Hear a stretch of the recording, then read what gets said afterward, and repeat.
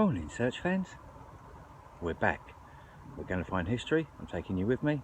See you on the first one. We've come a couple of steps. We've got our first little find of the day. Easily identifiable.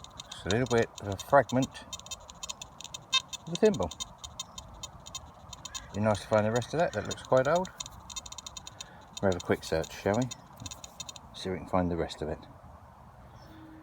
As you can see, I'm right up close to the actual footpath, and there it goes. That's the end of the field.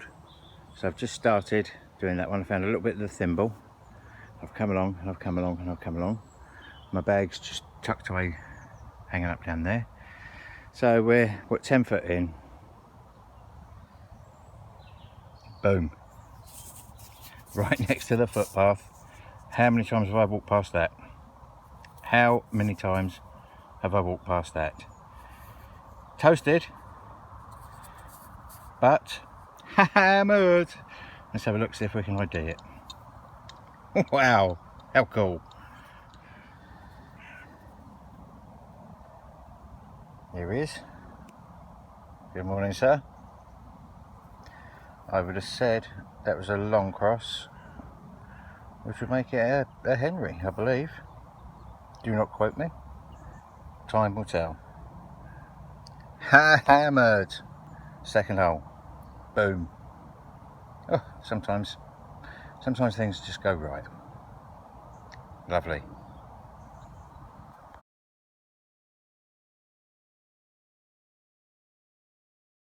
Okay, hands are slightly shaking. Now, that is where that lovely little long cross has just come out. Another hole right next to it. I haven't cleaned anything. Look. Oh God. Is it? Let's have a go. I feel really silly if it isn't.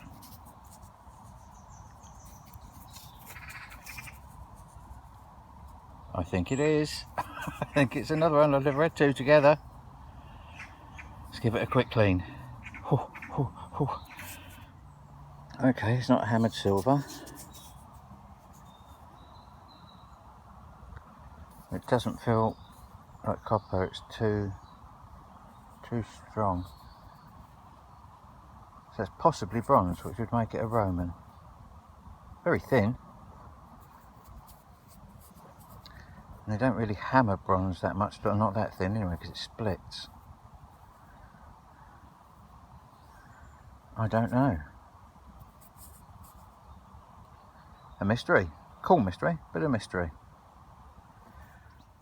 Surface find. Get it in the light. There's something on there, isn't there?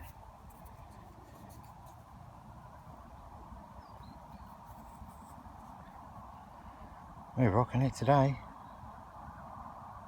Excellent. Nice old button. Nothing on it, I don't think. Made in one piece. Yeah, that's quite old. I'm happy with that. It blew my ears off. Right, these are only short rows because I'm right near the front, near the footpath. So I'm going to do the rest of this row, and then head off for a quick cup of tea. Very good. A little bit further on, in a different row, but still quite near in the same vicinity. Ladies and gentlemen, I give you hammered number 2. Tiny, tiny, tiny. Very good signal. And that should, let's put it in the shade, should be identifiable. Hammered number 2. Well, number 2 silver. I think that's, what, 3.5 hammers now.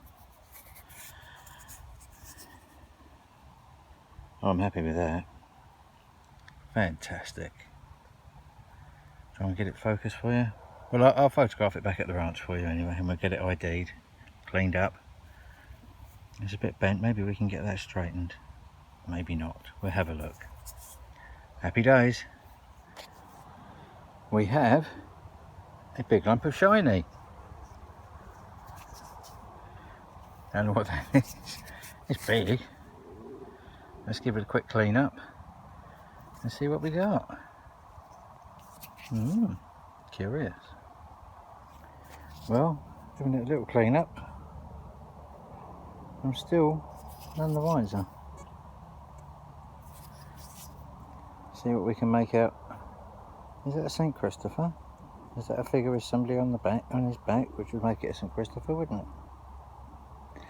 It might be. We'll have a look when we get back. Shiny thing. Oh, I think that is a St. Christopher. Yeah, cool. Well, I've just had this out,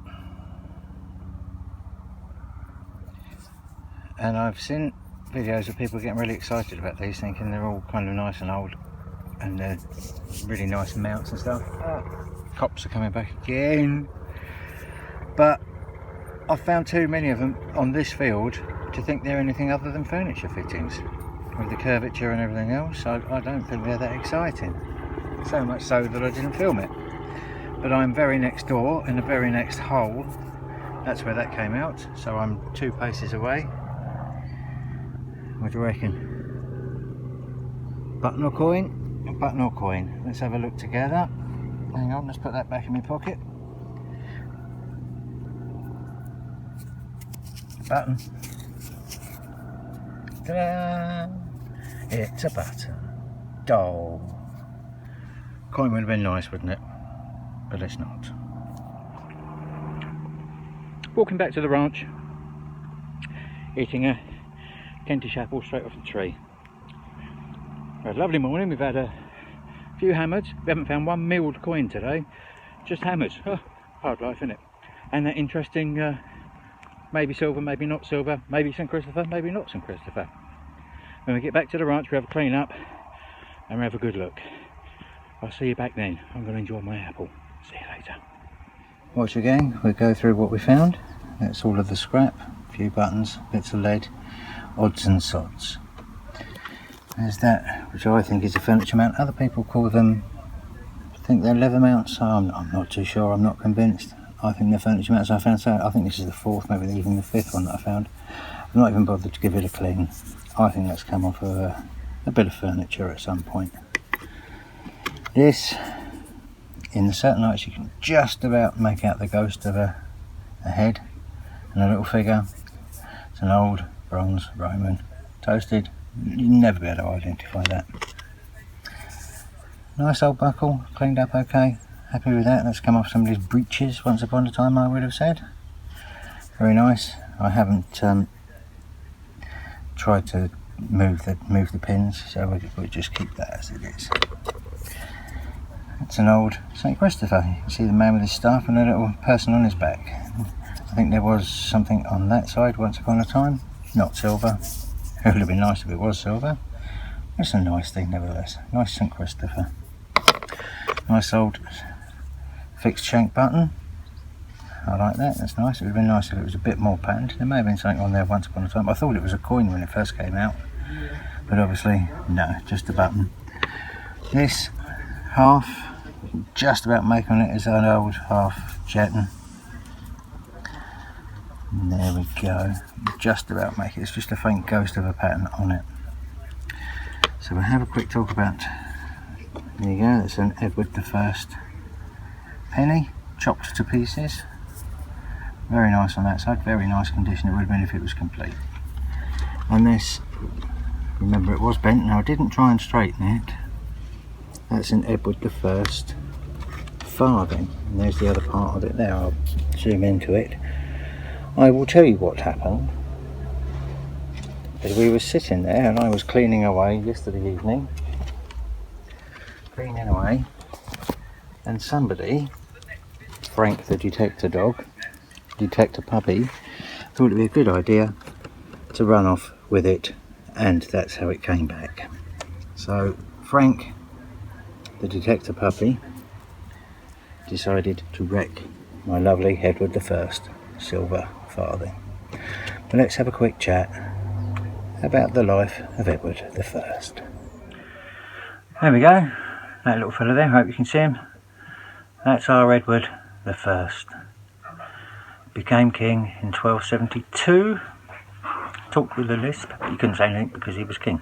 The average age for the time was about 5'7", 5'8". He was 6'2", so he was tall, hence the fact they called him Longshanks, because he had really long arms and long legs. Don't know if it was all in proportion, but there you go. He had some kind of something about him because he had 20 children, confirmed 18, but rumoured to be 20, and a lot of them are lost in history. We don't know if they were titled or where they went to or what they got up to, but 18 at least children, so he must have had something about him. When his actual wife died, he had a cortege or a procession from Lincoln to London, and every time they stopped and had a rest, he erected a cross, which is why in England, especially between Lincoln and London, you get such and such cross, like Charing Cross. Charing Cross was one of the places they stopped, hence the fact it took the name. So the crosses aren't there anymore. I don't think they're all there anymore anyway. So there you go, that's how you got Charing Cross.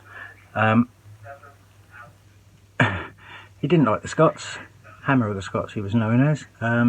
He invented a special punishment just for William Wallace when he eventually caught William Wallace. William Wallace was the first person to be hung, drawn and quartered, certainly in this country. That was straight out of Edward I's brain, which is pleasant, poor old William Wallace. In fact, one of his requests after his death, Edward's request after his death, was that he wanted to be boiled, all the flesh removed from his bones, and his bones put in a box and carried into battle against the Scots.